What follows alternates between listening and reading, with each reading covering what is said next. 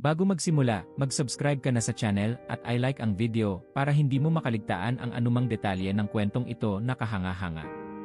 Sa simula, bago pa magkaroon ng kahit ano, bago pa ang oras at espasyo, tanging isang napakalalim na katahimikan ang nangingibabaw. Walang liwanag, walang dilim, kawalan ang bumabalot sa lahat. Ngunit sa gitna ng kalaliman, naroon ang isang presensya, makapangyarihan, walang hanggan, ang Diyos. Tahimik siyang nagmamasid sa kawalan, puno ng pag-isip. Wala pang nilikha, ngunit sa kanyang isip, umiiral na ang lahat ng mga bagay, mga bituin, planeta, buhay. Biglang, isang utos na parang kulog ang pumuno sa kawalan, magkaroon ng liwanag. Sa isang iglap, kumislap ang liwanag at sumabog ito sa lahat ng direksyon. Ang madilim na sansinukob ay nabalot ng nakakasilaw na liwanag, hinahati ang dilim sa liwanag. Ang mga bituin ay nagningning sa kanilang mga lugar, at ang langit ay nabuo sa itaas ng tubig. Ang Diyos ay ngumiti habang tinitingnan niya ang kanyang nilikha. Ngunit tila hindi pa sapat. May isang bagay pang kulang, isang tanong na nanatiling nakabitin sa hangin. Gawin natin ang tao sa ating sariling larawan, ayon sa ating wangis, sinabi ng Diyos, tila kausap ang sarili, ngunit puno ng damdamin. Mula sa alabok ng lupa, hinubog niya ang unang tao. Inihipan niya ito ng hininga ng buhay, at idinilat ng tao ang kanyang mga mata, nakikita ang isang bagong mundong sumasalubong sa kanya. Ang tao ay pinangalan ng Adan, at siya ang unang anyo ng buhay na humakbang sa luntiang damuhan ng bagong sanglilikha. Nakita ni Adan ang mga puno, mga ibon, at mga ilog na umaagos ng malamig at malinaw. Ang lahat ay bago, sariwa, at puno ng buhay. Ngunit sa kabila ng kagandahan ng paligid, may kakaibang lungkot sa kanyang mga mata, isang kalungkutan na napansin ng Diyos. Hindi mabuti na ang tao ay mag-isa, sinabi ng Diyos. Gagawa ako ng isang katuwang para sa kanya. Habang si Adan ay natutulog ng mahimbing, kinuha ng Diyos ang isa sa kanyang mga tadyang. Mula rito, hinubog niya ang isang bagong nilalang. Nang magising si Adan, nakita niya si Eva, ang babaeng hinubog mula sa kanyang laman at buto. Napuno siya ng kagalakan at pagkamangha. Ito nga ay laman ng aking laman at buto ng aking mga buto, bulalas ni Adan, habang tinitingnan si Eva na may halong pagkamangha at pagmamahal. Magkasama nilang pinamunuan ang hardin ng Eden, isang paraiso ng kasaganaan. Lahat ng kailangan nila ay nasa kanilang paligid, mga prutas na matamis, tubig na sariwa, at hangin na malinis. Ngunit may isang puno na itinakda ng Diyos na hindi nila dapat kainin, ang puno ng kaalaman ng mabuti at masama. Maaari kayong kumain mula sa lahat ng puno sa hardin, maliban sa puno ng kaalaman, babala ng Diyos. Kapag kumain kayo mula rito, tiyak na mamamatay kayo. Sa una, si Adan at Eva ay sumusunod. Masaya silang namumuhay sa hardin, naglalaro sa mga hayop, at nagmamasid sa bawat bagong araw na sumisikat. Ngunit sa malilim na sulok ng hardin, naroon ang isang tusong nilalang, nagtatago sa mga anino, ang ahas. Ang ahas ay tahimik na nagmasid sa kanila, ang kanyang mga mata ay kumikislap ng kasinungalingan. Isang araw, habang nag-iisa si Eva sa ilalim ng puno, lumapit ang ahas sa kanya. Totoo bang sinabi ng Diyos na hindi kayo dapat kumain mula sa alinmang puno sa hardin? Bulong nito, ang kanyang boses ay puno ng tukso at pag-aalinlangan. Saglit na nag-isip si Eva, ngunit sumagot siya, maaari kaming kumain ng bunga ng lahat ng puno, maliban sa puno ng kaalaman. Kapag kumain kami mula rito, kami tiyak na mamamatay. Ang ahas ay ngumisi, ang kanyang boses ay naging mas matindi, puno ng pang-udyok, hindi kayo mamamatay. Sa halip, mabubuksan ang inyong mga mata, at kayo'y magiging parang Diyos, malalaman ang mabuti at masama. Si Eva ay nag-atubili, ngunit ang kanyang pagnanais na malaman ang ipinagbabawal ay naging mas malakas. Hinawakan niya ang bunga, ang balat nito ay makintab at kaakit-akit, at kinain ito. Ang lasa ay matamis sa simula, ngunit biglang naging mapait, parang lason. Inabot niya ang bunga kay Adan, na walang pag-aalinlangan, kumain din. Agad nilang napagtanto ang kanilang hubad na kalagayan, at ang hiya ay dumapo sa kanilang mga puso. Tinakpan nila ang kanilang mga sarili ng dahon ng igos, nanginginig sa kanilang bagong kamalayan.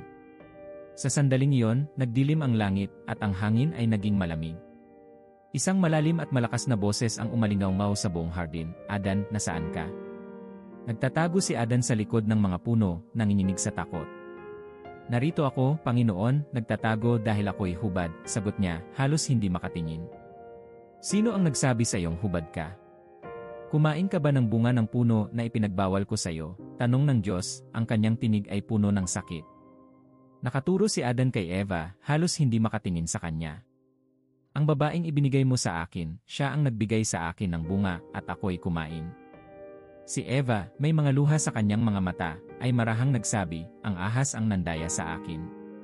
Ang Diyos ay tahimik na tumingin sa kanila, ang kanyang mukha ay puno ng sakit at galit. Sumpay ng ahas, sa tiyan nito gagapang at alabok ang kakainin nito habang buhay. At kayo, Adan at Eva, kayo'y pinalayas mula sa hardin na ito. Sa paghihirap at hirap kayo mabubuhay mula ngayon. Si Adan at Eva, magkahawak kamay, ay pinalayas mula sa paraiso. Habang sila'y naglalakad palayo, ang hardin ay naglaho sa likod nila, natakpan ng malabong ulap, tila isang alaala na hindi na nila mababalikan. Ang unang paglubog ng araw sa labas ng Eden ay mapula, parang dugo, isang paalala ng sumpang iniwan sa kanilang likuran. Habang lumalayo sila, narinig nila ang isang bulong sa hangin, tila isang boses na nanggagaling mula sa kalaliman ng lupa, ang sumpa ay nagsimula na. Ang sangkatauhan ay ngayon magdurusa sa kanilang pagpili. Ngunit ito ay simula pa lamang. Sa kabila ng sumpa na bumalot sa kanilang buhay, sina Adan at Eva ay nagpursige. Sa tuyong kapatagan sa silangan ng Eden, nagkaroon sila ng dalawang anak na lalaki, si Cain, ang panganay, at si Abel, ang nakababatang kapatid.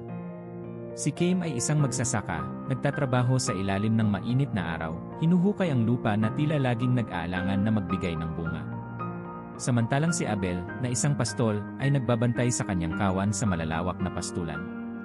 Ang kanyang mukha ay laging payapa, parang walang iniintinding problema sa mundo, isang kapayapaang hindi maintindihan ni Cain. Isang araw, nang ang sikat ng araw ay naglalagos sa manipis na ulap, nagpa siya ang magkapatid na maghandog sa Diyos. Si Cain ay nag-alay ng bunga ng lupa, mga butil at prutas na pinaghirapan niyang anihin. Si Abel naman ay nag-alay ng pinakamainam na tupa mula sa kanyang kawan, isang batang tupa na walang kapintasan. Inialay niya ito na may buong puso, at ang kanyang mata ay puno ng debosyon. Nag-alab ang apoy sa altar ni Abel, tinanggap ng Diyos ang kanyang alay na parang hangin ng umaga na nagdala ng bango sa kalangitan. Ngunit nang tingnan ng Diyos ang alay ni Cain, ang apoy ay hindi nagningas, at nanatiling malamig ang kanyang altar. Ramdam ni Cain ang malamig na hangin na tila pumapaligid sa kanya, isang senyales na ang kanyang handog ay hindi tinanggap. Abel, sigaw ni Cain, tinatawag ang kanyang kapatid na may galit sa boses. Tila nasisiyahan ng Diyos sa iyo, ngunit hindi sa akin. Ano ang mayroon ka na wala ako? Si Abel ay marahang hinahaplos ang isa sa kanyang mga tupa, at tumingin kay Cain na may kalmadong ekspresyon. Puso, kapatid. Ang Diyos ay tumitingin sa puso, hindi sa alay. Ang mga salitang iyon ay parang isang dagundong sa isipan ni Cain. Ang inggit ay lumago sa kanyang puso, parang isang madilim na anino na unti-unting bumabalot sa kanya. Sa bawat araw na lumipas, ang galit niya kay Abel ay lumalim, nagiging isang puot na hindi niya kayang pigilan. Isang gabi, habang ang langit ay puno ng mga bituin at ang hangin ay malamig, lumapit si Cain kay Abel na may pilit na ngiti sa kanyang mukha. Pumunta ka sa bukid kasama ko bukas, kapatid, sabi niya, ang kanyang boses ay may halong kasinungalingan at pagtatago ng tunay niyang hangarin. Sa umaga, naglakad ang magkapatid sa bukid. Ang katahimikan ay parang isang makapal na ulap na bumabalot sa kanila. Si Abel ay walang kamalay-malay sa panganib, habang si Cain ay nagmamasid, ang kanyang mga mata ay nag-aapoy sa inggit. Bakit mas pinapaboran ka ng Diyos at hindi ako? Tanong ni Cain, ang kanyang tinig ay mapanganib na bulong, puno ng galit. Si Abel ay tumigil sa paglalakad at humarap sa kanyang kapatid, nakatingin sa kanya na may kalmadong mata. Ito ay tungkol sa ating pananampalataya, Cain. Nais ng Diyos na ialay natin ang pinakamabuti mula sa puso. Ang katahimikan ay bumagsak sa bukid, na parang ang mismong hangin ay naghintay sa susunod na mangyayari. Biglang, sa isang malupit na kilos, si Cain ay may hawak na bato at hinampas si Abel sa ulo. Ang tunog ng hampas ay nag-echo sa paligid, habang si Abel ay bumagsak sa lupa. Ang kanyang mga mata ay puno ng pagkagulat at sakit. Cain, aking kapatid, bakit? Bulong ni Abel, bago tuluyang nawala ng buhay ang kanyang tinig. Ang dugo ni Abel ay sumipsip sa lupa, nagmarka ng unang pagdanak ng dugo sa kasaysayan ng sangkatauhan. Isang sigaw na hindi narinig ng tao, ngunit umabot sa kalangitan, isang sigaw ng hustisya. Si Cain, nanginginig at may bahid ng dugo ang kanyang mga kamay, ay natulala sa kanyang ginawa. Para bang ang oras ay tumigil at ang buong mundo ay tahimik na nakatingin sa kanya. Ngunit biglang, isang tinig ang umalingaw sa kanyang isipan, malakas at makapangyarihan, nasaan ang iyong kapatid na si Abel? Tumindig si Cain, ang kanyang mukha ay puno ng takot at pagkalito. Hindi ko alam, Panginoon. Ako ba'y tagapag-alaga ng aking kapatid? Ang boses ng Diyos ay naging maseryoso, puno ng kalungkutan at galit. Ang dugo ng iyong kapatid ay sumisigaw sa akin mula sa lupa. Ano itong iyong ginawa? Ikaw ay susumpain, ang lupaing ito na tumanggap ng dugo ng iyong kapatid ay hindi na magbibigay ng bunga sa iyo. Ikaw ay magiging palaboy, isang kriminal na walang tahanan. Sa sandaling iyon, nagbago ang buhay ni Cain magpakailanman. Ang lupa, na dati nagbibigay ng bunga sa kanyang pangangalaga, ay naging baog. Siya ay naging palaboy sa lupa, minarkahan ng kanyang kasalanan, pasan ang pagiging unang mamamatay tao sa kasaysayan ng sangkatauhan. Naglakad si Cain malayo sa kanyang pamilya, malayo sa lupain alam niya. Ang kanyang anino ay tila humahaba sa bawat hakbang, hinahabol siya ng kanyang sariling kasalanan. Sa bawat lugar na kanyang puntahan, nararamdaman niya ang malamig na tingin ng Diyos sa kanyang likuran. Diyos ko, bakit mo ako pinarusahan ng ganito? Bulong niya, ngunit ang kanyang boses ay nilamon ng hangin. Ang trahedya ni Cain at Abel ay inukit sa puso ng sangkatauhan, isang walang hanggang paalala ng mapanirang kapangyarihan ng inggit at galit. Sa bawat pagtanaw ni Cain sa malayo, palaging makikita niya ang mukha ni Abel, nakangiti, puno ng kapayapaan, isang kapayapaang hindi niya kailanman matatagpuan.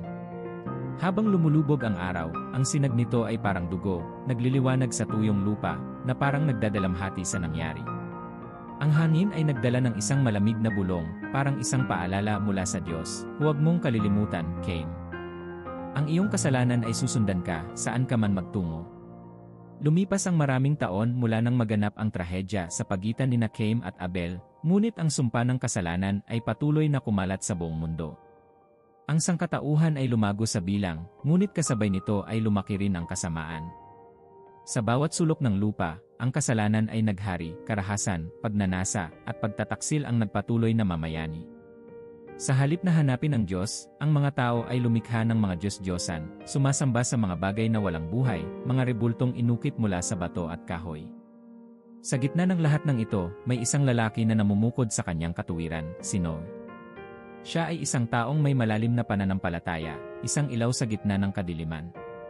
Ang Diyos, na puno ng kalungkutan habang minamasdan ang pagkabulok ng sangkatauhan, ay nagsalita kay Noe, ang kanyang tinig ay parang bulong ng kulog sa hangin. Noe, napagpasyahan kong puksain ang lahat ng laman, sapagkat napuno ang lupa ng karahasan dahil sa kanila, sabi ng Diyos.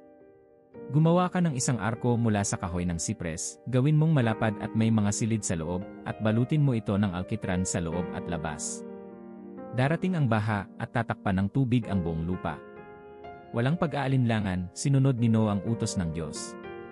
Nagsimula siyang magtrabaho, bawat hampas ng martilyo ay parang isang hatol laban sa katiwalian ng mundo. Pinagtawanan siya ng kanyang mga kapitbahay, nilalait ng mga tao, habang pinanonood siyang magtayo ng napakalaking bangka sa gitna ng tuyong lupa. No, ikaw ba'y nababaliw? Gumagawa ka ng arko sa kalagitnaan ng disyerto, sigaw ng isa sa kanila, puno ng pang-uuyam. Ngunit si Noe, ang kanyang mukha ay puno ng pananalig, ay tumugon, ang hatol ay paparating. Magbalik loob kayo at magpakumbaba sa Diyos. Nagpatuloy ang kanyang trabaho. Ang mga araw ay naging buwan, at ang mga buwan ay naging taon. Sa wakas, natapos ni Noe ang arko, mataas at matibay, isang napakalaking sisidlan na parang isang bundok na nakatayo sa gitna ng kapatagan. Isama mo ang iyong pamilya at 2 peres ng bawat uri ng hayop sa arko, sapagkat ang baha ay darating na, utos ng Diyos kay Noe. Ang tensyon ay tumindi habang ang mga hayop, na parang pinangunahan ng isang hindi nakikitang puwersa, ay nagsimulang pumasok sa arko. Mayroong mga leon, elepante, ibon, at lahat ng nilalang sa lupa, pumasok sila ng tahimik, tila alam ang paparating na sakuna. Nang maisara ni Noe ang pinto ng arko, isang nakakabagabag na katahimikan ang bumalot sa lupa. Tumigil ang lahat ng ingay, kahit ang hangin ay hindi gumalaw. Ngunit biglang, ang kalangitan ay dumilim, at ang unang mga patak ng ulan ay bumagsak. Sa una, ito ay banayad, ngunit agad itong naging isang walang tigil na pagbuhos ng ulan. Ang mga tao, na kanina'y nagtatawanan, ngayon ay naguguluhan. Tama si No, sigaw ng isa, tumatakbo papunta sa arko, kumakatok ng desperado sa mga pinto. Papasukin niyo kami. Ngunit huli na. Ang tubig ay mabilis na tumaas, nilulunod ang mga lungsod at bundok. Ang sigaw ng mga tao ay humina, hanggang sa tuluyan nang wala nang naririnig kundi ang ugong ng ulan at ang malakas na pagbagsak ng mga alon. Sa loob ng arko, si No at ang kanyang pamilya ay nakaupo sa dilim, nakikinig sa ugong ng banal na hatol. Ang kanilang mga puso ay puno ng takot, ngunit may halong pag-asa rin. Diyos, bakit kami? Tanong ng isa sa mga anak ni Noe, nanginginig ang kanyang tinig. Sapagkat nakatagpo tayo ng biyaya sa kanyang mga mata, sagot ni Noe, ang kanyang mga salita ay puno ng pasasalamat at paghanga. Sa loob ng 40 araw at 40 gabi, hindi tumigil ang ulan. Umangat ang arko sa ibabaw ng tubig, lumulutang sa isang walang katapusang dagat ng pagkawasak. Ang mga iyak sa labas ay unti-unting nawala, napalitan ng hindi pangkaraniwang tunog ng tubig at ang mga langit-ngit ng kahoy. Sa wakas, humupa ang baha. Ang arko ay sumadsad sa bundok Ararat, at si No, nanginginig, ay binuksan ang bintana. Pinalayan niya ang isang uwak, ngunit ito ay hindi bumalik. Sumunod ay isang kalapati, at sa ikatlong pagtatangka, bumalik ito na may bitbit na dahon ng olibo sa tuka nito. Tuyo na ang lupa, sabi ni Noe, puno ng pag-asa ang kanyang tinig. Muling nagsalita ang Diyos, lumabas kayo ng arko, ikaw at ang iyong pamilya, at paramihin ang tao sa lupa. Si Noe, na may mga luha sa kanyang mga mata, ay sumunod. Nagpatayo siya ng altar at naghandog ng mga alay sa Diyos, bilang pasasalamat sa kanilang kaligtasan. Ang amoy ng alay ay umakyat sa kalangitan, at sinabi ng Diyos, itinatag ko ang aking tipan sa inyo. Hindi ko na muling sisirain ang lahat ng buhay sa pamamagitan ng baha. Itinayo niya ang isang bahaghari sa kalangitan, maliwanag at puno ng kulay, sumisimbolo sa pangako ng Diyos. Habang nakatayo si No at ang kanyang pamilya sa muling binuhay na lupa, tumingin sila sa hinaharap ng may pag-asa, alam na sila'y nakasaksi at nakaligtas sa pinakamatinding hatol na nalaman ng mundo. Mula sa mga anak ni Noe, muling sinimulan ng Diyos ang pagpuno ng populasyon sa lupa. Lumago ang sangkatauhan, nagpatuloy sa kanilang buhay, ngunit ang mga alaala ng baha ay nanatili, isang babala na hindi dapat kalimutan ang mga aral ng nakaraan. Habang ang araw ay sumisikat sa bagong mundo, narinig ni No ang isang bulong sa hangin, tila isang babala mula sa mga anino, ang hatol ay hindi nagtatapos dito. Magbabantay kayo, sapagkat ang kasamaan ay muling tutubo sa puso ng tao at ang puot ng Diyos ay hindi magtatagal. Lumipas ang maraming taon matapos ang baha, at ang sangkatauhan ay muling lumago sa bilang at lakas. Mula sa mga anak ni Noe, ang mga tao ay nagsimulang magtayo ng mga bagong pamayanan, bumubuo ng mga tribo at bayan sa malawak na kapatagan ng Shinar. Sa kabila ng pangako ng Diyos sa pamamagitan ng bahaghari, ang alaala ng delubyo ay unti-unting nawala sa isipan ng mga tao. Muling bumalik ang ambisyon, at kasama nito ang kanilang pagmamalaki. Isang makapangyarihang pinuno ang lumitaw mula sa mga tao, si Nimrod, ang dakilang maangaso sa harap ng Diyos. Siya'y matapang at matalino, ngunit sa kanyang puso'y may hangaring higit pa sa pagiging isang pinuno, nais niyang makilala at maalala magpakailanman. Magtayo tayo ng isang lungsod at isang tor na aabot sa kalangitan, ipinahayag ni Nimrod sa kanyang mga tao, ang kanyang boses ay puno ng karisma at determinasyon.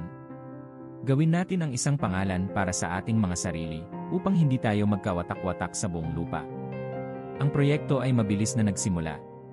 Ang mga tao ay nagtrabaho ng walang pahinga, pinatong ang mga tisa na parang mga bloke ng isang malaki at matayog na pangarap.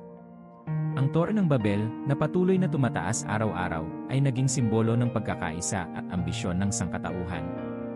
Ngunit habang lumalapit ito sa langit, isang aninong babala ang nagsimulang bumalot sa paligid. Mula sa itaas, pinagmamasdan ng Diyos ang kanilang gawain. Ang kanyang mga mata ay puno ng kalungkutan at pagkabahala, sapagkat alam niya na ang Tor ay hindi lamang isang gusali, ito ay simbolo ng pagmamalaki ng tao at ang kanilang pagtutol sa kanya. Tignan mo, sabi ng Diyos sa mga anghel na nasa kanyang tabi. Ang mga tao ay nagkakaisa at lahat ay nagsasalita ng isang wika. Ang kanilang sinimulan ay hindi magiging imposible para sa kanila. Kung hindi ko pipigilan ito, walang hangganan ang kanilang ambisyon. Biglang tumigil ang ingay ng paggawa sa Tor. Isang manggagawa na humihingi ng karagdagang tisa ay nakatanggap ng isang hindi maunawa ang sagot. Ano ang sinabi mo? Tanong niya, ang kanyang mukha ay puno ng pagkalito. Ang tugon ay isang agos ng hindi maintindihang salita, parang isang bulong na sinasabayan ng hangin. Hindi kita maintindihan, sigaw ng isang manggagawa, sinusubukan niyang iparating ang kanyang tanong. Ang kalituhan ay mabilis na kumalat, parang isang apoy na hindi mapipigilan. Ang mga manggagawa na dati magkaibigan ay biglang nagkatinginan na may halong takot at pag-aalinlangan. Kahit ang mga utos ni Nimrod ay hindi na rin maintindihan. Ang kanyang mga salita, dati puno ng sigasig, ngayon ay parang walang kabuluhan sa tainga ng kanyang mga tagasunod. Ano ang nangyayari? Sigaw ni Nimrod, sinusubukang ibalik ang kaayusan. Ngunit kahit siya ay hindi na rin makapag-ugnay sa kanyang mga tauhan. Pinarusahan tayo ng Diyos, sigaw ng isang matandang manggagawa, nanginginig ang kanyang tinig sa takot at paggalang. Nabago ang ating mga wika. Hindi na tayo magkaintindihan. Sa isang iglap, nagulo ang lahat. Ang dakilang proyekto na kanilang ipinagmamalaki ay biglang huminto.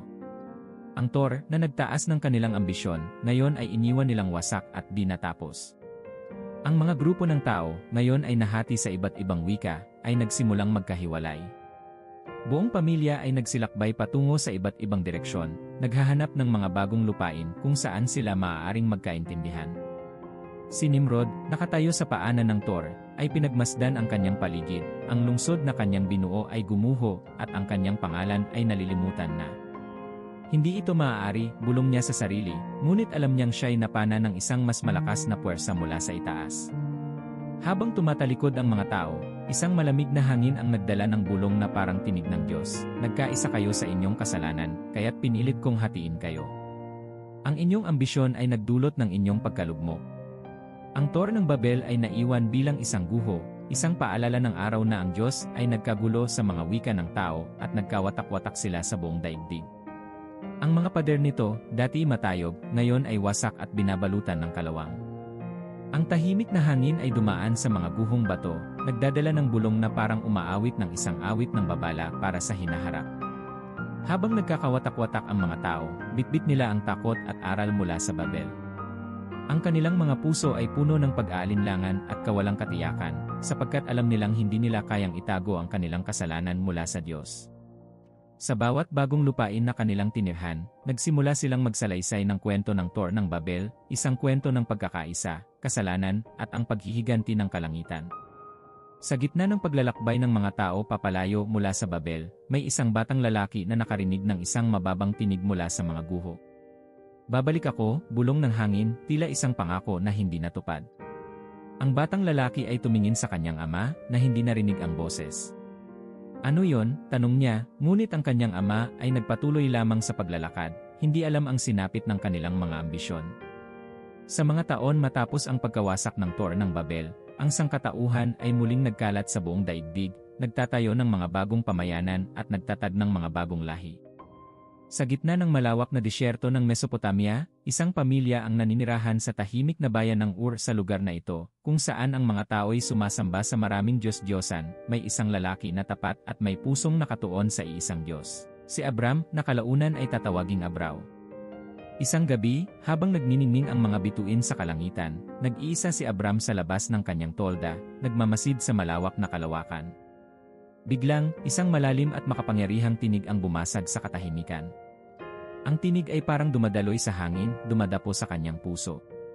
Abram, lisanin mo ang iyong bayan at ang bahay ng iyong ama, at pumunta ka sa lupaing ituturo ko sa iyo, sabi ng Diyos. Gagawin kitang isang dakilang bansa, at pagpapalain kita. Ang mga magpapala sa iyo ay pagpapalain, at ang mga susumpa sa iyo ay susumpain. At sa pamamagitan mo, ang lahat ng bansa sa lupa ay pagpapalain. Tumibok ng matindi ang puso ni Abram. Hindi pa siya nakarinig ng ganitong tinig, ngunit sa kaloob-looban niya, alam niyang ito ang tinig ng tunay na Diyos. Walang pag-aalinlangan, tumugon siya ng buong tapang, narito ako, Panginoon. Gagawin ko ang iyong kalooban.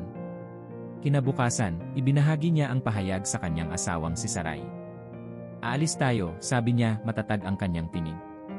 Nabigla si Sarai at nagtanong, saan tayo pupunta? Hindi ko alam, sagot ni Abram, puno ng determinasyon ang kanyang mga mata. Ang Panginoon ang gagabay sa atin. Ang pag-alis ay biglaan. Si Abram, si Sarai, ang kanilang pamangkin na si Lot, at lahat ng kanilang ari-arian, ay naglakbay patungo sa di kilalang daan, iniwan ang pamilyar na mga lupain ng Ur habang naglalakbay sila sa desyerto. Dinala sila ng Diyos sa isang bagong lupain, ang Kanaan. Isang gabi, habang nakatigil sa ilalim ng mga bituin, muling nagsalita ang Diyos kay Abram. Sa iyong mga supling, ibibigay ko ang lupain ito, sabi ng Diyos. Si Abram, habang minamasdan ang malawak na lupain ng Kanaan, ay naramdaman ang bigat ng banal na pangako. Nagtayo siya ng altar at naghandog ng alay sa Diyos bilang tanda ng kanyang pasasalamat at pagtitiwala. Ngunit ang paglalakbay ay hindi laging madali. Mula sa luntiang kapatagan ng Kanaan patungo sa misteryosong lupain ng Ehipto, hinarap ni Abram ang mga pagsubok at panganib, ngunit ang Diyos ay patuloy na nagpapaalala sa kanya ng pangako. Tumingala ka ngayon sa mga langit at bilangin ang mga bituin, kung kaya mo, sinabi ng Diyos. Ganyan karami ang magiging mga supling mo. Lumipas ang mga taon, at ang paghihintay para sa isang anak ay nagpatuloy. Si Sarai, sa kawalan ng pag-asa, ay nagsimulang mawalan ng pananampalataya sa pangako ng Diyos. Hindi tayo magkaanak, Abram. Kumuha ka ng anak sa pamamagitan ng aking alilang si Hagar, sabi niya. Mula sa ugnayang ito ay ipinanganak si Ismael, na magiging ama ng isang maraming bansa. Ngunit hindi nakalimutan ng Diyos ang kanyang pangako kay Abram. Isang araw, habang si Abram ay nag-iisa sa gilid ng burol, muling nagpakita ang Diyos sa kanya. Magmula ngayon, tatawagin kang Abraw, sapagkat ikaw ay magiging ama ng maraming bansa. At si Sarai ay tatawagin ng Sara, sapagkat siya ay magiging ina ng mga hari. Sa wakas, si Sara, ngayon ay matanda na, ay nanganak kay Isaac. Ang pangalan ni Isaac ay nangangahulugang sipagtawa, sapagkat napuno ng tuwa si Sara sa kabila ng kanyang katandaan. Binigyan ako ng Diyos ng saya, sabi ni Sara, puno ng kagalakan ang kanyang tinig. Lahat ng makakarinig nito ay tatawa kasama ko. Si Isaac ay lumaki na minamahal ng kanyang mga magulang, ngunit isang araw, isang pagsubok ang dumating na sinubok ang pananampalataya ni Abraw sa pinakamalupit na paraan. Ang Diyos, na puno ng kababalaghan sa kanyang mga plano, ay nagsalita kay Abraw, kunin mo si Isaac, ang iyong kaisa-isang anak na mahal mo, at isakripisyo mo siya bilang handog sa bundok na ituturo ko sa iyo. Ang puso ni Abraw ay tila bumagsak, ngunit hindi siya nagtanong. Sa kaloob-looban niya, alam niyang kailangan niyang magtiwala sa Diyos, kahit na parang imposible ang kanyang utos. Maagang maaga, isinama ni Abraw si Isaac, at sila'y naglakbay patungo sa bundok ng Moria. Habang sila'y umaakyat sa bundok, tinanong ni Isaac ang kanyang ama, Ama, narito na ang kahoy at ang apoy, ngunit nasaan ang kordero para sa handog? Si Abraw ay halos hindi makapagsalita. Ang Diyos ang magbibigay ng kordero, anak ko, sagot niya, na may luha sa kanyang mga mata. Nang marating nila ang tuktok, inihanda ni Abraw ang altar, at pinahiga si Isaac dito. Habang iniangat ni Abraw ang kutsilyo, ang kanyang kamay ay nanginginig, ngunit puno ng pananampalataya. Biglang, isang boses ang umalingaw-ngaw mula sa kalangitan, malakas at makapangyarihan. Abraw! Abraw! Huwag mong ituloy. Huwag mong saktan ang bata. Alam ko na ngayon na ikaw ay tapat at hindi mo itinanggi sa akin ang iyong kaisa-isang anak. Si Abraw, nanginginig at puno ng pasasalamat, ay napabagsak sa kanyang mga tuhod. Sa gilid ng burol, nakita niya ang isang ram na naipit ang mga sungay sa palumpong. Inialay niya ito bilang handog, at nagpasalamat siya sa Diyos sa kanyang awa. Tinawag ni Abraw ang lugar na ito na ang Panginoon ang nagbibigay, sapagkat sinabi niya, sa bundok na ito, magbibigay ang Diyos. Ang pagsubok na ito ay nagpatibay ng tipan sa pagitan ng Diyos at ni Abraw, isang tipan na magsisimula ng isang dakilang bansa mula sa kanyang lahi. Habang sila'y bumabalik, si Isaac ay nakatingin sa kanyang ama na may halong pagtataka at paggalang. Ama, bakit mo ginawa yon? Bakit ka handang ibigay ang lahat? Tanong ni Isaac. Dahil ang Diyos ang nagbigay ng lahat sa atin, anak. At alam ko na siya ay tapat sa kanyang mga pangako, sagot ni Abraw, ang kanyang tinig ay puno ng pagmamahal at pagtitiwala. Matapos ang pangako ng Diyos kay Abraw, lumipas ang maraming taon, at ang pangako ay unti-unting natupad sa kanyang lahi. Ang kanyang anak na si Isaac ay lumaki at nagpakasal kay Rebeka. Sa kanilang pagsasama, ipinanganak ang kambal na sina Esau at Jacob. Si Esau, ang panganay, ay matapang at sanay sa pangangaso. Si Jacob naman, ang nakababatang kapatid, ay mas tahimik at paborito ng kanyang ina, si Rebeka. Mula pa lamang sa kanilang sinapupunan, tila may alitan na sa pagitan ng magkapatid, at ito ay lalo pang lumalim habang sila ay lumaki. Isang araw, habang si Esau ay bumalik mula sa pangangaso, siya ay pagod at gutom. Nakita niya si Jacob na nagluluto ng masarap na sabaw. Ang amoy ng pagkain ay tila nagdala ng matinding gutom kay Esau na hindi niya mapigilan. "Esau, Jacob, bigyan mo ako ng sabaw na yan. Halos mamatay na ako sa gutom," sigaw niya habol ang hininga. Jacob, tumingin si Jacob sa kanyang kapatid at mumiti ng tuso. "Ibenta mo muna sa akin ang iyong karapatang panganay, at ibibigay ko sa iyo ang sabaw," sagot ni Jacob. Si Esau, na desperado sa gutom, ay hindi nagdalawang isip. "Ano ba ang silbi ng aking karapatang panganay kung mamamatay naman ako sa gutom?" "Sige, ibinibigay ko ito sa iyo," sagot niya, hindi iniisip ang magiging bunga ng kanyang desisyon. Umiti si Jacob habang inaabot ang pagkain kay Esau. Sa simpleng palitan ng sabaw, nakuha ni Jacob ang karapatang panganay na dapat sanay kay Esau, isang hakbang na magdudulot ng alitan at malaking pagbabago sa kanilang pamilya. Habang lumipas ang panahon, tumanda si Isaac at nagkaroon ng problema sa kanyang paningin. Alam niyang malapit na siyang pumanaw, kaya tinawag niya si Esau upang ibigay ang kanyang basbas bilang panganay na anak. "Isaac, Esau, anak ko, manghuli ka ng usa at ipagluto mo ako ng paborito kong pagkain. Pagkatapos, ibibigay ko sa iyo ang aking basbas," sabi ni Isaac. Ang kanyang tinig ay mahina ngunit puno ng pagmamahal. Narinig ni Rebeka ang usapan at agad na pumunta kay Jacob. "Rebeka, Jacob, bilisan mo. Dalhan mo ako ng 2 batang kambing. Ipapaluto ko ang pagkain para sa iyong ama, at ikaw ang kukuha ng basbas, hindi si Esau," utos niya, puno ng pagmamadali. "Jacob, ngunit paano kung malaman ni ama? Ako'y hindi kasing mabalahibo tulad ni Esau. Baka ako'y sumpain imbes na basbasan," sabi ni Jacob, nag-aalala ngunit handang sundin ang kanyang ina. "Rebeka, ako na ang bahala sa sumpa, anak ko. Gawin mo lang ang sinasabi ko," sagot ni Rebeka, puno ng determinasyon. Isinuot ni Jacob ang damit ni Esau at nilagyan ng balahibo ng kambing ang kanyang mga braso. Lumapit siya kay Isaac na may daladalang pagkain. "Jacob, ama, narito na po ang pagkain mo. Ako po si Esau, ibigay mo na sa akin ang iyong basbas," sabi niya, ginagaya ang boses ng kanyang kapatid. "Isaac," tumingin si Isaac sa kanya, nagdududa. "Ikaw ba talaga si Esau? Ang boses mo ay parang kay Jacob." "Jacob, ako nga po si Esau," sagot ni Jacob, pilit na naglalakas loob. Hinawakan ni Isaac ang kanyang mga braso at naramdaman ang balahibo. Ang kamay ay parang kay Esau, ngunit ang boses ay kay Jacob, bulong niya sa sarili. Sa kabila ng kanyang pagdududa, ibinigay niya ang basbas kay Jacob, ang pagpapalang magdadala ng kasaganaan at tabumpay. Nang matapos ang lahat, dumating si Esau, dala ang kanyang hinuli at nilutong pagkain. "Esau, ama, narito na po ang iyong pagkain. Ibigay mo na sa akin ang iyong basbas," sabi niya, puno ng kasiyahan. Biglang nanlaki ang mata ni Isaac. "Sino ang nagdala ng pagkain kanina? Kanino ko ibinigay ang basbas?" "Nagawa ko na ito," sabi niya, puno ng pagkagulat. Napagtanto ni Esau ang pandaraya at sumigaw ng may galit. "Nilinlang ako ni Jacob. 2 beses na niya akong dinaya. Ama, wala ka na bang basbas para sa akin?" Ngunit si Isaac ay nalulungkot at nagsabi, "Nabigyan ko na siya ng lahat ng basbas. Anong maibibigay ko sa iyo, anak ko?" Sa galit, nagpasya si Esau na maghiganti. "Kapag namatay si ama, papatayin ko si Jacob," bulong niya sa sarili. Narinig ito ni Rebeka at agad niyang tinawag si Jacob. "Rebeka, anak, tumakas ka. Pumunta ka sa bahay ni Laban sa Haran.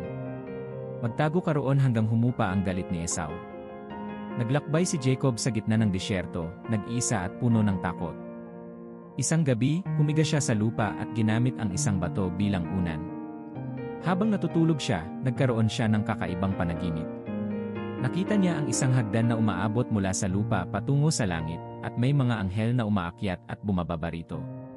Sa tuktok ng hagdan, nakita niya ang Diyos. "Diyos, ako ang Panginoon, ang Diyos ni Abrao at ni Isaac. Ang lupaing ito ay ibibigay ko sa iyo at sa iyong mga supling. Sa pamamagitan mo, pagpapalain ang lahat ng angkan sa lupa.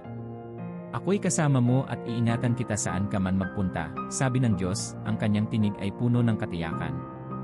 Nagising si Jacob na nanginginig. "Jacob, tunay ngang narito ang Diyos at hindi ko alam. Ito'y bahay ng Diyos at pintuan ng langit, sabi niya, puno ng takot at pagkamangha. Tinawag niya ang lugar na Bethel, na nangangahulugang bahay ng Diyos, at nagpanata siya. Kung ang Diyos ay sasama sa akin at iinatan ako sa aking paglalakbay, siya'y magiging aking Diyos, at ibabalik ko ang ikapu sa kanya, pangako ni Jacob, puno ng pananampalataya. Nagpatuloy si Jacob sa kanyang paglalakbay patungo sa Haran, dala ang pag-asa mula sa panaginip. Sa kanyang puso, alam niyang hindi siya nag-iisa. Ngunit alam din niyang ang kanyang nakaraan ay hindi basta-basta mawawala, at ang alitan sa pagitan nila ni Esau ay mulit-muling babalik. Nagpatuloy si Jacob sa kanyang paglalakbay patungo sa Haran, bitbit ang takot mula sa kanyang nakaraang pandaraya at ang pangako mula sa Diyos. Sa gitna ng disyerto, habang nag-iisa at naglalakad, madalas niyang naiisip si Esau at ang galit ng kanyang kapatid. Ngunit sa bawat hakbang, inaalala rin niya ang panaginip sa Bethel, ang hagdan ng langit at ang pangako ng Diyos na iingatan siya. Isang araw, sa kanyang paglalakbay, natagpuan niya ang isang balon na napapalibutan ng mga pastol at kanilang mga tupa. Habang lumalapit si Jacob, nakita niyang papalapit ang isang babaeng naglalakad patungo sa balon. Siya'y maganda, may mahabang buhok na alon-alon, at may kakaibang ningning sa kanyang mga mata. Siya si Raquel, ang anak ni Laban, na kapatid ng kanyang ina. Ano ang pangalan ng babaeng iyon? Tanong ni Jacob sa isa sa mga pastol. Siya si Raquel, ang anak ni Laban, sagot ng pastol, ngumingiti. Nang marinig ito, agad na lumapit si Jacob at tinulungan si Raquel na itulak ang malaking bato na nakatakip sa balon. Pagkatapos niyang patubigan ang mga tupa ni Raquel, bigla siyang napaiyak. Niyakap niya si Raquel at sinabi, "Ako'y anak ni Rebecca, ang kapatid ng iyong ama." Nabigla si Raquel, ngunit agad niyang napagtanto ang kaugnayan nila. Tumakbo siya pabalik sa kanyang ama upang ipaalam ang magandang balita. Pagkarating sa kanilang tahanan, si Laban ay lumabas upang salubungin si Jacob. "Tunay ngang ikaw ay buto at laman ko," sabi ni Laban habang niyayakap si Jacob. Habang lumilipas ang mga araw, tumira si Jacob sa bahay ni Laban at naging masaya sa piling ng kanilang pamilya. Ngunit sa bawat araw na dumaraan, mas lalong nahuhulog ang kanyang loob kay Raquel. Siya'y umiibig ng labis at handang gawin ang lahat para sa kanyang minamahal. Isang gabi, habang magkasama sila sa ilalim ng mga bituin, ipinahayag ni Jacob ang kanyang damdamin kay Raquel. "Raquel, mahal kita. Nais kong ikaw ang maging aking asawa. Handa akong magsilbi para sa iyong ama ng 7 taon upang makuha ang iyong kamay." Nagkislapan ang mga mata ni Raquel at mumiti siya. "Jacob, ang iyong pagmamahal ay higit pa sa inaasahan ko. Ngunit kailangang kausapin mo ang aking ama." Kinabukasan, hinarap ni Jacob si Laban. "Tiyo Laban, mahal ko si Raquel. Handa akong magtrabaho para sa iyo ng 7 taon kapalit ng kanyang kamay." Tumingin si Laban kay Jacob at mumiti, ngunit sa likod ng kanyang mga mata ay may nakatagong plano. "Mabuti, Jacob. Mas maigi na ikaw ang makakuha kay Raquel kaysa sa iba. Magsilbi ka sa akin ng 7 taon at ibibigay ko siya sa iyo." Ang 7 taon ng paglilingkod ni Jacob ay tila mabilis na lumipas dahil sa kanyang pagmamahal kay Raquel. Araw-araw, habang nagtatrabaho siya sa ilalim ng araw, iniisip niya ang araw ng kanilang kasal. Ang bawat hampas ng martilyo at bawat hakbang ng kanyang mga paa ay puno ng pag-asa at pag-ibig. "Ang 7 taon ay parang ilang araw lamang dahil sa aking pagmamahal sa kanya," madalas niyang sabihin sa sarili. Sa wakas, dumating ang araw ng kasal. Ang buong pamilya ay naghanda ng isang malaking handaan, puno ng musika, sayawan, at pagkain. Si Jacob, nakasuot ng pinakamaganda niyang damit, ay puno ng tuwa habang naghihintay sa kanyang mapapangasawa. Ngunit si Laban, na kilala sa kanyang pagiging tuso, ay may ibang plano. Sa gabi ng kasal, nang madilim na at hindi na makakakita si Jacob, dinala ni Laban ang kanyang panganay na anak, si Leah, na nakatakip ang mukha. Inilagay niya si Leah sa kwarto ni Jacob, at ang kasal ay natuloy nang hindi namamalaya ni Jacob ang pagpapalit. Kinabukasan, nang magising si Jacob, napagtanto niyang hindi si Raquel ang kanyang asawa kundi si Leah. Nagising siya na puno ng galit at takot. "Ano itong ginawa mo, Laban? Bakit si Leah ang kasama ko? Ang ipinangako mo sa akin ay si Raquel," sigaw niya, puno ng sama ng loob. Si Laban ay bumiti ng tuso. "Hindi kaugalian sa aming lugar na ipakasal ang nakababatang anak bago ang panganay. Tapusin mo ang linggong ito, at ibibigay ko rin sa iyo si Raquel, kapalit ng karagdagang 7 taon ng serbisyo." Hindi makapaniwala si Jacob sa kanyang narinig, ngunit wala siyang magawa. Mahal niya si Raquel ng labis, kaya't pumayag siyang magtrabaho pa ng 7 taon para sa kanyang tunay na minamahal. Sa wakas, matapos ang linggo ng kasalan kay Leah, ibinigay din ni Laban si Raquel kay Jacob. Bagamat masaya siya sa wakas na makasama si Raquel, ang kanyang pamilya ngayon ay puno ng alitan. Si Leah, ang unang asawa, ay malungkot at pakiramdam niya ay hindi siya minamahal. Si Raquel naman, kahit minamahal ni Jacob, ay nagdusa dahil hindi siya agad nagkaanak. Ang mga taon ng kanilang pagsasama ay puno ng pagsubok. Nagkaroon ng inggitan at kompetisyon sa pagitan ni Leah at Raquel. Si Leah ay nagkaanak ng mga lalaki, sina Ruben, Simeon, Levi, at Judah. Samantalang si Raquel ay nanatiling baog, nagdarasal araw-araw para sa isang anak. Diyos ko, ibigay mo sa akin ang isang anak, o mamatay na lamang ako, pagsusumamo niya, puno ng hinagpis. Sa huli, dininig ng Diyos ang kanyang panalangin, at ipinanganak si Jose, ang anak na magiging paborito ni Jacob. Sa kabila ng lahat ng pagsubok, ang pagdating ni Jose ay nagdala ng bagong pag-asa sa kanilang pamilya. Habang ang kanilang pamilya ay lumalago, lumalim din ang tensyon sa pagitan ni Leah at Raquel, at maging ang kanilang mga anak ay nasangkot sa tunggalian. Ang alitan at inggitan sa loob ng pamilya ay tila nagtatakda ng mas malaking problema sa hinaharap. Sa gabi ng kapanganakan ni Jose, habang tahimik na nagdarasal si Jacob, nakarinig siya ng isang bulong mula sa hangin, tila baga-babala ng isang paparating na sakuna. Jacob, magsimula ka ng maghanda. Ang iyong pamilya ay haharap sa mas malalaking pagsubok kaysa sa iyong inaasahan. Matapos ang mahahabang taon ng pagsisilbi kay Laban, nakuha na rin ni Jacob ang kanyang minamahal na si Raquel, ngunit ang kanyang buhay ay hindi naging payapa. Sa kabila ng kasal at pagpaparami ng kanyang mga anak, ang alitan at tensyon sa loob ng pamilya ay tila hindi natutunaw. Ang kompetisyon sa pagitan ni Leah at Raquel ay nagpatuloy, at maging ang kanilang mga anak ay nasangkot sa pag-aagawan ng atensyon ni Jacob. Lalong humigpit ang sitwasyon nang lumaki ang kanyang mga anak na lalaki, bawat isa ay may kanya-kanyang ambisyon at pagnanasa. Habang tumatagal ang kanilang pamamalagi sa Haran, naramdaman ni Jacob na oras na upang bumalik sa lupain ng kanyang ama. Isang gabi, habang nag-iisa siya sa disyerto, muling nagpakita ang Diyos sa kanya sa isang panaginip. Jacob, bumalik ka na sa lupain ng iyong mga magulang at sa iyong mga kamag-anak. Sasamahan kita at iingatan kita sa bawat hakbang ng iyong paglalakbay, sabi ng Diyos, ang kanyang tinig ay tila umaalingaw sa malamig na hangin ng gabi.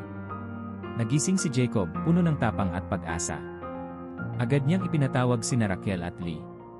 Kailangan nating umalis mula rito, sabi niya sa kanyang mga asawa. Sinabi sa akin ng Diyos na bumalik tayo sa Kanaan. Panahon na upang talikuran natin ang bahay ni Laban at simulan ang ating bagong buhay. Tumango si Raquel, ngunit si Leah ay nagpakita ng pag-aalinlangan. Jacob, paano kung habulin tayo ni Ama? Alam mo kung gaano siya kahigpit pagdating sa kanyang ari-arian. Hindi na ako natatakot, sagot ni Jacob. Nasa akin ang pangako ng Diyos. Kailangan nating magtiwala. Kinabukasan, habang nag-aayos sila ng kanilang mga gamit, lihim na kumuha si Raquel ng mga Diyos-Diyosan ni Laban. Sa kanyang puso, tila may takot pa rin siyang humiwalay sa kanilang mga dating tradisyon. Hindi alam ni Jacob ang ginawa ni Raquel, at agad silang nagsimulang maglakbay patungo sa Kanaan. Habang naglalakbay sila sa gitna ng disyerto, naranasan nila ang mga pagsubok ng kalikasan, malakas na hangin, matinding init, at gutom. Ngunit sa kabila ng lahat ng ito, nanatiling matatag si Jacob, bitbit ang pangako ng Diyos na iingatan siya. Pagkalipas ng ilang araw, nagulat sila nang makita nilang mabilis na papalapit si Laban kasama ang kanyang mga tauhan. Jacob, ano itong ginawa mo? Sigaw ni Laban, puno ng galit. Bakit mo ako nilinlang at kinuha ang aking mga anak na babae na parang mga bihag? At bakit mo ninakaw ang aking mga Diyos-Diyosan? Hindi makapaniwala si Jacob sa narinig.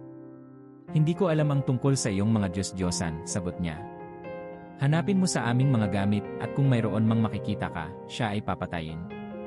Mabilis na hinanap ni Laban ang kanyang mga Diyos-Diyosan sa bawat sulok ng kanilang mga gamit.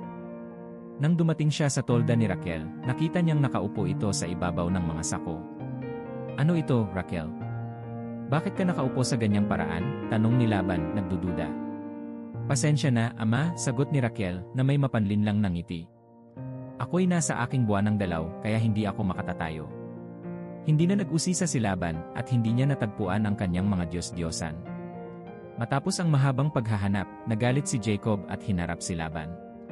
Sa loob ng 20 taon na pagsisilbi ko sa iyo, kailan kita nilinlang, sigaw ni Jacob, puno ng sama ng loob. Ako'y naghirap at nagtrabaho para sa iyo, ngunit lagi mo akong pinagsasamantalahan. Ngunit ngayon, nasa akin ang Diyos ng aking ama. Siya ang nagbigay sa akin ng lakas at proteksyon laban sa iyong mga balak. Natahimik si Laban at alam niyang wala siyang magagawa. Nagkasundo sila ni Jacob na magtayo ng isang haligi bilang tanda ng kanilang kasunduan na hindi na sila mag-aaway at magsisiraan. Ang haliging ito ay magiging saksi sa ating kasunduan, sabi ni Laban. Hindi kita sasalakayin at hindi mo rin ako sasaktan. Pumayag si Jacob at sa harap ng kanilang mga pamilya, nag-alay sila ng pagkain at nagdasal bilang tanda ng kanilang kasunduan. Kinabukasan, nagpaalam si Laban sa kanyang mga anak at apo at bumalik na siya sa kanyang lupain. Samantala, nagpatuloy si Jacob sa kanyang paglalakbay patungo sa Kanaan, ngunit ang kanyang puso ay puno ng kaba. Habang papalapit na sila sa Kanaan, nalaman ni Jacob mula sa isang mensahero na si Esau, ang kanyang kapatid, ay papalapit na rin kasama ang 400 tauhan.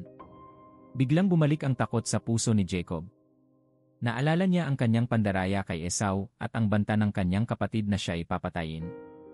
Nagdesisyon si Jacob na hatiin ang kanyang mga ari-arian at mga tauhan sa 2 grupo, iniisip na kung sakaling salakayin ni Esau ang isa pa ay makatatakas. O Diyos ng aking ama, Abraw, dasal ni Jacob sa gabi. Iniligtas mo ako noon at narito ako ngayon, humihiling ng iyong awa.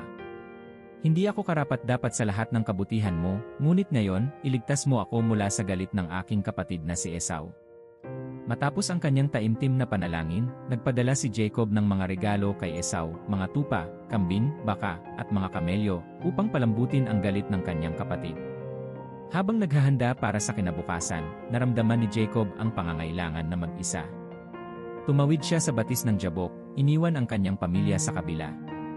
Sa kalagitnaan ng gabi, habang nag-iisa siya sa kabila ng batis, biglang may isang lalaking dumating at nakipagbuno kay Jacob. Naglaban sila hanggang magbukang liwayway. Ang kanilang pakikipagbuno ay matindi, at tila hindi matalo ni Jacob ang estranghero. Nang malapit nang sumikat ang araw, sinabi ng estranghero, "Bitawan mo na ako, sapagkat nagbubukang liwayway na." "Hindi kita bibitawan hanggat hindi mo ako binabasbasan," sagot ni Jacob, ang kanyang tinig ay puno ng determinasyon. Tumingin ang lalaki kay Jacob at sinabi, "Ano ang pangalan mo?" "Jacob," sagot niya. "Mula ngayon, ang pangalan mo'y magiging Israel," sabi ng lalaki, "sapagkat nakipagbuno ka sa Diyos at tao, at ikaw ay nagtagumpay." Napagtanto ni Jacob na ang kanyang nakalaban ay hindi isang ordinaryong tao kundi ang Diyos mismo. Tinawag niya ang lugar na Peniel, na ang ibig sabihin ay mukha ng Diyos, sapagkat sinabi niya, "Nakita ko ang Diyos ng harapan, ngunit ako'y nabuhay." Habang naglalakad si Jacob sa pagsikat ng araw, siya ay pilay dahil sa sugat sa kanyang balakang, ngunit ang kanyang puso ay puno ng bagong lakas at pag-asa. Alam niyang sa kabila ng lahat ng kanyang naging pagkakamali, kasama niya ang Diyos sa kanyang paglalakbay patungo sa muling pagkikita kay Esau. Sa liwanag ng bagong araw, naramdaman ni Jacob ang bawat hakbang ng kanyang paglalakbay patungo sa muling pagkikita kay Esau. Ang kanyang balakang ay masakit at may pilay mula sa pakikipagbuno sa gabi, ngunit sa kabila ng kanyang pisikal na sakit, ang kanyang puso ay puno ng bagong tapang. Alam niya na ang sugat na iyon ay hindi lamang pisikal, kundi tanda ng pagbabago sa kanyang espiritual na buhay. Siya ngayon ay Israel, ang taong nakipagbuno sa Diyos at nagtagumpay. Habang naglalakbay sila, nakita ng kanyang mga anak at mga asawa ang kanyang pagpilay. Nag-alala si Raquel at nilapitan siya. "Jacob, ano ang nangyari sa iyo? Bakit ka pilay?" tanong ni Raquel, puno ng pag-aalala. Ngumiti si Jacob sa kanyang asawa. "Nakipagbuno ako sa Diyos kagabi," sagot niya ng may bahid ng tuwa at takot. "Binigyan niya ako ng bagong pangalan, Israel. At ito ang tandang dala ko mula sa pakikipagbunong iyon." Habang papalapit sila sa lugar kung saan nila makakasalubong si Esau, nagpasya si Jacob na hatiin ang kanyang pamilya sa 3 grupo.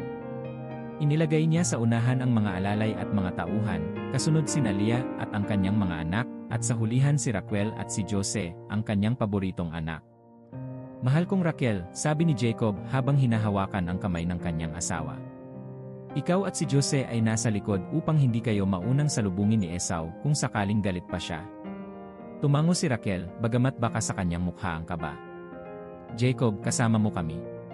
Ano man ang mangyari, hindi ka namin iwan. Lumakad si Jacob ng mag-isa sa unahan. Sa di kalayuan, nakita niyang papalapit si Esau kasama ang 400 tauhan. Ang kanyang puso ay kumabog sa takot, ngunit pinilit niyang maging matatag. Sa kabila ng lahat ng kanyang pag-aalinlangan, ipinangako ng Diyos na siya ay kasama niya. Habang papalapit si Esau, lumuhod si Jacob sa lupa 7 beses bilang tanda ng paggalang at pagpapakumbaba. Hindi niya alam kung ano ang gagawin ni Esau, kung siya ba'y yayakapin o sasalakayin. Ngunit sa kanyang pagkagulat, biglang tumakbo si Esau patungo sa kanya at siya'y niyakap ng mahigpit. Jacob, kapatid ko, sigaw ni Esau, ang kanyang tinig ay puno ng luha at saya. Esau, patawarin mo ako, sabi ni Jacob, luha ang yakap ang kanyang kapatid. Nilinlang kita noon, ngunit ngayon, nagbabalik ako ng may pagsisisi. Pinunasan ni Esau ang kanyang mga luha at mumiti. Nakaraan na yon, Jacob. Matagal na kitang pinatawad. Ang mahalaga ay magkasama tayong muli ngayon. Ang yakap na yon ay parang tinanggal ang bigat sa balikat ni Jacob. Ang takot at galit na dala nila mula sa kanilang nakaraan ay tila naglaho sa hangin. Tumayo si Jacob at ipinakilala ang kanyang pamilya kay Esau. Ito ang aking mga asawa, sina Leah at Raquel, at ang aking mga anak, sabi ni Jacob habang isa-isang lumapit ang kanyang pamilya. Ang mga ito ay bunga ng mga taon ng pag-iisa at pagsusumikap. Tumingin si Esau sa kanyang mga pamangkin at mumiti. Napakarami mong anak, Jacob. Tunay ngang pinagpala ka ng Diyos. Nag-alok si Jacob ng mga regalo kay Esau, mga tupa, kambing, baka, at iba pang hayop bilang tanda ng pakikipagkasundo. Ngunit tumanggi si Esau. Hindi ko na kailangan ang mga ito, kapatid. Sapat na sa akin ang makita kang ligtas at buhay, sabi ni Esau, nakangiti. Ngunit para sa akin, ito'y tanda ng aking pagpapakumbaba at pasasalamat, sagot ni Jacob. Pakiusap, tanggapin mo ito bilang simbolo ng aking pagnanais na muling bumuo ng ating pagkakaibigan. Sa wakas, tinanggap ni Esau ang mga regalo, at nagpatuloy sila sa kanilang pag-uusap habang naglalakad patungo sa kampo ni Jacob. Doon, nagkaroon ng maligaya at masaganang handaan na puno ng kwentuhan at tawanan. Matagal na panahon na ang lumipas mula nang magkasama silang magkapatid ng ganito, at ang kasiyahan ay baka sa kanilang mga mukha. Sa gabi ng kanilang pagdiriwang, habang nakaupo sa ilalim ng mga bituin, lumapit si Leah kay Jacob. Jacob, naramdaman ko ang kapayapaan ngayong gabi, sabi ni Leah. Para bang ang ating mga sugat mula sa nakaraan ay naghilom na. Hinawakan ni Jacob ang kamay ni Leah. Lee, ngayon ko naramdaman ang tunay na kapayapaan sa unang pagkakataon. Tila ang lahat ng ating hirap at sakripisyo ay nagbunga ng pagkakasundong ito. Samantala, si Raquel naman ay tahimik na nagdarasal, humihiling ng gabay para sa kanilang pamilyang naghahanda para sa susunod na yugto ng kanilang paglalakbay. Kinabukasan, nagpaalam si Esau kay Jacob. Sumama ka sa akin, kapatid, sabi ni Esau. Sama-sama tayong manirahan sa lupain ng Seir. Ngunit umiling si Jacob. Esau, ang aking mga anak at mga hayop ay mahihina pa. Kung pipilitin natin silang maglakbay ng mabilis, sila'y mapapahamak. Mauuna ka na at susunod kami sayo.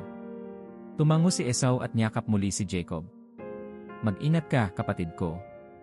Hinihintay ko kayo sa Seir. Nang makaalis si Esau at ang kanyang mga tauhan, tumingin si Jacob sa malayo, naramdaman niyang oras na upang magpatuloy sa kanilang sariling landas. Pumunta sila sa Shechem, kung saan nagtayo si Jacob ng isang altar, at tinawag ang lugar na El Elohe Israel, na nangangahulugang Diyos, ang Diyos ng Israel. Habang nakatingala sa altar na kanyang itinayo, naisip ni Jacob ang lahat ng pinagdaanan niya, mula sa kanyang pandaraya kay Esau, ang pagtakas patungo sa Haran, ang kanyang mga taon ng paglilingkod kay Laban, ang mga pakikipag-away sa loob ng pamilya, hanggang sa pakikipagbuno sa Diyos. Sa wakas, naramdaman niya ang tunay na kapayapaan. Isang gabi, habang nag-uusap si Jacob at Raquel, biglang nagdilim ang mukha ni Raquel. Siya'y hinawakan ang kanyang tiyan at napaupo. Jacob, bulong ni Raquel, ang kanyang mukha ay bakas ang sakit. May kakaiba akong nararamdaman. Agad na lumapit si Jacob, puno ng kaba. Raquel, ano ang nangyayari? Ito na siguro ang ating pinakahihintay, sabi ni Raquel, may halong takot at pag-asa sa kanyang tinig. Ngunit parang masakit, parang hindi ito tulad ng dati. Sa takot at kaba, naghanap si Jacob ng mga alalay upang tulungan si Raquel. Habang nagsisimula ang panganganak, tahimik na nagdasal si Jacob sa Diyos, humihiling ng proteksyon para sa kanyang asawa at sa kanilang magiging anak. Sa gitna ng gabi, habang umiiyak si Raquel sa sakit, narinig ni Jacob ang unang sigaw ng kanilang bagong sanggol. Ngunit ang sigaw ng sanggol ay sinundan ng mahina at malalim na hininga mula kay Raquel. "Raquel, mahal ko, nandito ako," sabi ni Jacob, hawak ang kamay ng kanyang asawa. "Mahal kong Jacob," bulong ni Raquel, halos hindi marinig. "Ibigay mo sa ating anak ang pangalan, Benjamin." At sa huling hininga ni Raquel, siya ay pumikit, iniwan ang kanyang buhay sa piling ni Jacob at ng kanilang pamilya. Habang hawak ni Jacob ang kanyang bagong silang na anak, naramdaman niya ang sakit ng pagkawala. Ang kanyang puso ay punit-punit, ngunit ang pag-asa sa bagong buhay ni Benjamin ay nagdala ng liwanag sa gitna ng kanyang kalungkutan.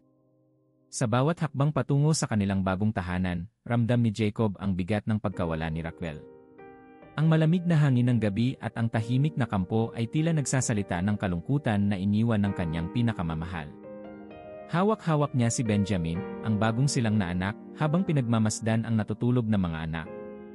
Sa kabila ng kirot sa kanyang puso, naroon din ang kaunting liwanag ng pag-asa mula sa bagong buhay na dala ng kanilang bunso. Kinabukasan, nagpatuloy sila sa kanilang paglalakbay patungo sa Efrata. Dumaan sila sa mga malawak na kapatagan, habang pinagmamasdan ng kanyang mga anak ang malalawak na tanawin. Sa bawat hakbang, ang pamilya ay tila nagbabagong buhay, lumalayo mula sa kanilang nakaraan at patungo sa bagong yugto ng kanilang kasaysayan. Sa kanilang paglalakbay, biglang bumalik ang alaala ni Esau kay Jacob. Naisip niya ang kanilang pagkakasundo, ngunit may kaunting pag-aalinlangan pa rin sa kanyang puso. Alam niyang ang kapayapaan nila ay tila pansamantala lamang, at ang anino ng kanilang nakaraan ay maaaring bumalik anumang oras. Habang naglalakad sila sa ilalim ng araw, lumapit si Ruben, ang panganay ni Jacob. "Ama, ramdam ko ang iyong kalungkutan. Naaalala ko pa si Inang Raquel. Alam kong siya ang pinakamamahal mo," sabi ni Ruben, may kalungkutan sa kanyang mga mata. Tumango si Jacob, hinawakan ang balikat ng kanyang anak. "Ruben, mahal na mahal ko siya. Ngunit ngayong wala na siya, kailangan kong maging mas matatag para sa inyong lahat." Nagpatuloy ang kanilang pag-uusap habang lumilipas ang oras at ang araw ay papalubog na. Nang sumapit ang gabi, nagkampo sila malapit sa isang batis.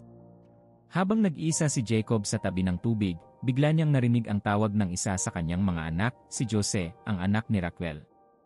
"Ama, gusto ko pong malaman ang tungkol sa ating lahi at sa mga pangako ng Diyos sa iyo," tanong ni Jose, nakaupo sa tabi ni Jacob. Ngumiti si Jacob, pinagmamasdan ang mukha ng kanyang anak na tila nagmana ng kabutihan at kabaitan ni Raquel. "Jose, napakaraming pagsubok ang hinarap natin, ngunit ang pangako ng Diyos ay palaging kasama natin. Ipinangako niya na ang ating lahi ay magiging dakila, at sa pamamagitan natin, pagpapalain ang buong mundo." Habang nag-uusap sila, tahimik na nakikinig ang iba pang mga anak ni Jacob mula sa malayo. May halong inggit ang kanilang nararamdaman, lalo na si Judah at si Simeon, na matagal nang nakapansin sa espesyal na atensyon ni Jacob kay Jose. "Palagi na lang si Jose," bulong ni Simeon kay Judah. "Parang siya na lamang ang nakikita ni Ama. Tayo, parang wala na sa kanyang paningin." Sumang-ayon si Judah, ang kanyang mga mata ay puno ng puot. "Kailangang may gawin tayo tungkol dito. Hindi natin maaaring hayaan na siya na lamang ang mahalin ng ating Ama habang tayo ay nababaliwala." Habang bumubuo sila ng plano sa kanilang mga isipan, hindi nila alam na ang kanilang mga desisyon ay magdudulot ng malaking pagbabago sa kanilang pamilya. Ngunit sa gabing iyon, tila ang bawat isa ay puno ng mga pangarap at takot, mga damdamin na magdadala sa kanila sa isa pang yugto ng kanilang kwento. Kinabukasan, nagpatuloy sila sa kanilang paglalakbay patungo sa Hebron, kung saan naroon pa ang kanilang ama, si Isaac. Sa bawat hakbang patungo sa kanilang pinagmulan, naramdaman ni Jacob ang kabigatan ng kanyang nakaraan. Alam niyang malapit na ang pagtatapos ng buhay ni Isaac, at nais niyang makita ito sa huling pagkakataon bago ito pumanaw. Nang dumating sila sa Hebron, sinalubong sila ng mga tagapag-alaga ni Isaac. "Jacob, ang iyong ama ay naghihintay sa iyo," sabi ng isang matandang alalay. Matagal kanyang hinintay. Dinala ni Jacob ang kanyang pamilya sa silid kung saan nakahiga si Isaac. Ang matanda ay payat na payat at ang kanyang buhok ay maputi na tulad ng nyebe. Nang makita ni Isaac si Jacob, umiti ito at may luha sa kanyang mga mata. "Jacob, anak ko," sabi ni Isaac, ang kanyang tinig ay mahina ngunit puno ng pagmamahal. "Ikaw ba ito?" "Ako'y nagpapasalamat sa Diyos na muli kitang nakita bago ako pumanaw." Lumuhod si Jacob sa tabi ng kama ng kanyang ama at hinawakan ang kanyang kamay. "Ama, narito ako. Kasama ko ang buong pamilya. Kami bumalik upang makasama ka sa iyong mga huling sandali." Tinawag ni Isaac ang kanyang mga apo at isa-isa silang lumapit upang humalik sa kanyang kamay. Nang dumating si Jose sa harap ni Isaac, tiningnan siya ng matanda at mumiti. "Jose, ikaw ang anak ng aking paboritong anak. Nakikita ko sa iyo ang kabutihan ni Raquel.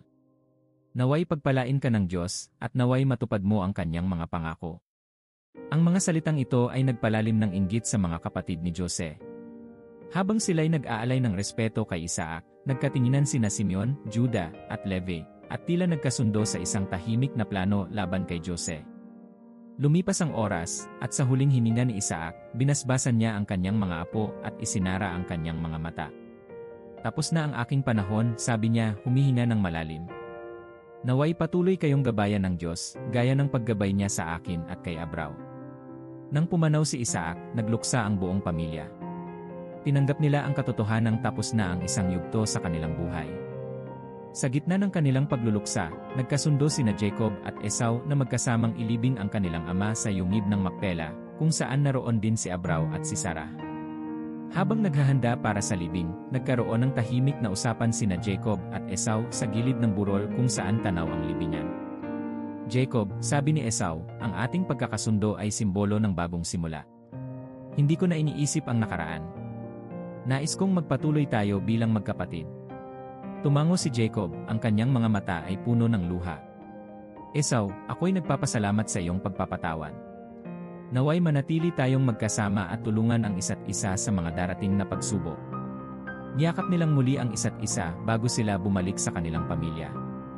Ang araw ng libing ay puno ng kalungkutan, ngunit may dalang pag-asa rin, ang simula ng bagong yugto para sa kanilang angkan. Sa gabi ng libing, habang nagkakampo ang pamilya sa paligid ng apoy, si Juda ay lumapit kay Simeon at Levi.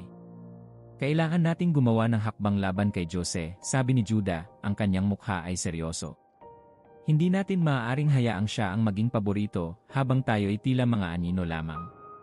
Nagkasundo ang magkakapatid, at sa kanilang mga mata ay mababanaag ang puot at inggit na magdadala sa kanila sa isang malalim na kasalanan, isang desisyon na magbabago sa takbo ng kanilang pamilya at magiging simula ng bagong pagsubok para kay Jose. Kung narating mo ang dulo ng kwento, ikaw ang isa sa mga tunay na taga-subaybay. Gusto naming malaman na nandito ka hanggang sa huli, kaya mag-iwan ng komento gamit ang salitang "Hagdan ng Langit". Ipapakita nito na ikaw ay bahagi ng ating espesyal na grupo na nakatapos ng buong video. Huwag kalimutan ding mag-subscribe para sa mas marami pang kwentong kagaya nito. Maraming salamat sa iyong suporta, at kita-kits sa susunod na kabanata.